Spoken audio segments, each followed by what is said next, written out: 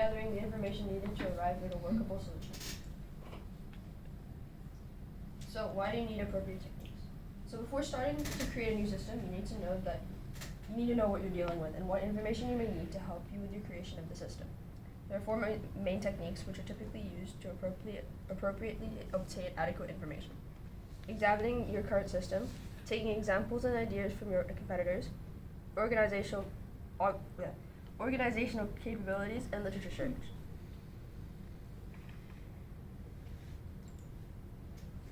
The examination of your current system is a process that involves the examination of the system, the analysis of its functions and procedures, and studying the business and system documents on the system. There are 3 steps within this process: the examination of the current system itself, the analysis of its functions, and studying the business and system.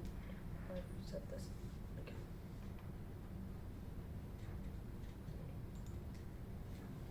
So the next process would be to examine competing products. So when examining competing products, it involves the analysis of competitive factors, their benefits, the vulnerabilities, successful characteristics, the breakthroughs, design features, and user and stakeholder acceptance.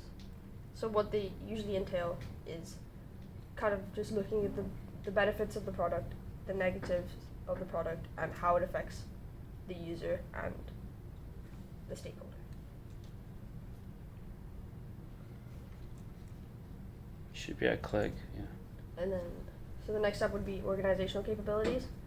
So these capabilities are essential and critical when looking at it as a system itself. And a successful IT system should result in an advantage. Such capabilities which are taken into consideration are sense-making, decision-making, asset availability, and operations management. And then finally, we have the literature search. So this typically refers to the identification, retrieval, and management of various sources.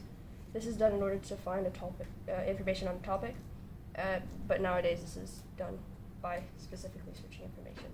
So by using a online kind of a browser or a search engine on a browser, that'll help you find the information that you need.